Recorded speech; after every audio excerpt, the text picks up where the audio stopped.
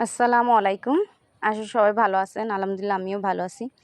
তো আজকে আমি রান্না করব ঘ্যাটকল ভর্তা করব, আর চিংড়ি মাছ দিয়ে পটল দিয়ে ভাজা করব, আর সাথে ওই আপনার বোতল মাছ বলে অনেকে, টুনা মাছ বলে, তাই টুনা মাছ আমি ভাইজে ভুনা করব।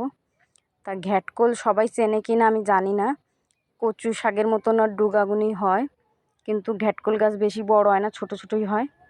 তো এই যে আমি ঘ্যাটকল ভর্তা করব, এই জন্য আগে সুন্দর করে এটার আমি সেদ্ধ করে নিব। আর পাশাপাশি যে মাছ ভাজা চড়াই দিচ্ছি।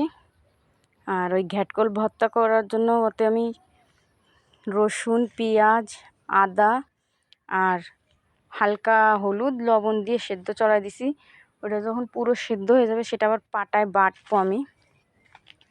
তো পাশাপাশি মাছটা ভাইজে নিই সুন্দর করে।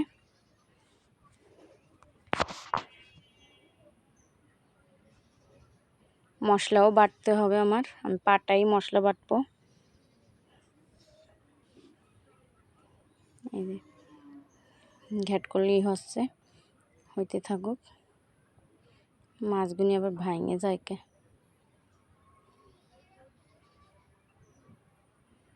মাছ ভাজা হয়ে গেছে, কড়া করেই ভাজা করছি, কেন ভুনা মাছ কড়া করে ভাজা করে ভুনা করলে ভালোই লাগে।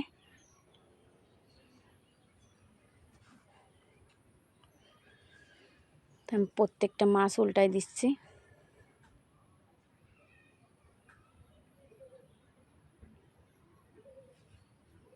আমার মাছ ছুটে যাচ্ছে। বোতল মাছের এই একটা দোষ যে কুয়া কুয়া ছুটে যায়, সমুদ্রি মাছ।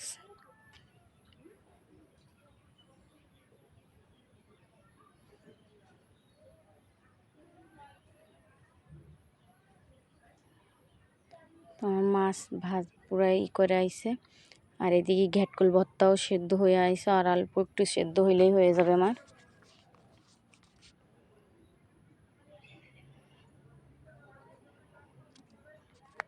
মাছ ভাজা আমি নামাই পটল ভাজা চড়াইছি। পটলগুনি আমি কাইখে নিছি, ছুলি নাই, কেন পটল ছুইলে ফেললে গেরা ভাজা করলে গেরা একদম কিরম নরম হয়ে যায়, একদম কেমনই জানি দেখা যায়। এই জন্যই কাইকে ফেললে গেরা ওই পটলটা ভাজা করার পরেও সুন্দর দেখা যায়, খাইতেও ভালো লাগে তখন। এই যে আমার ঘ্যাটকল কিন্তু সেদ্ধ হয়ে গেছে, আমি কিন্তু এই পাটায় বাইটে নেব ভালো করে। মশলা বাইটে নিছি, এবার দেখি উল্টায়। হ্যাঁ হয়ে গেছে, আমি উল্টায় দিব।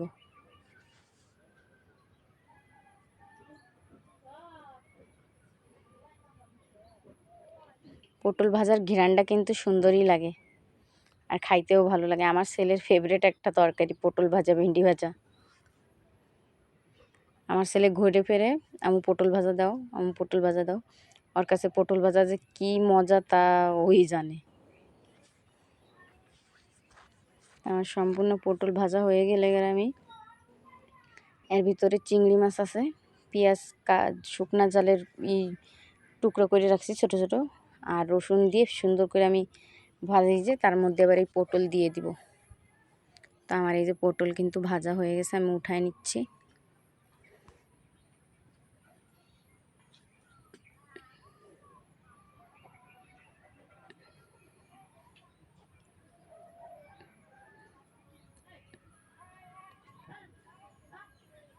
সব উঠানো হয়ে গেছে পটল আমার।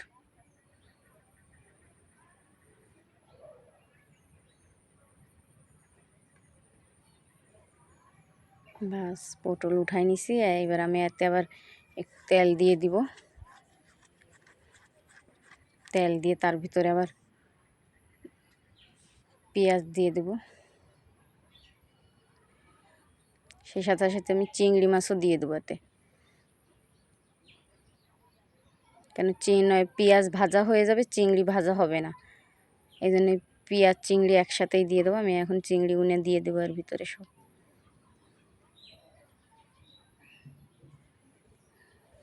এবার সুন্দর করে ভাজা করে নিলে গারাই একটা ঘিরান বেরোবে চিংড়ি মাছের পেঁয়াজের সাথে। পরে আমি পটল ভাজাগুনি দিয়ে দিব এর ভিতরে।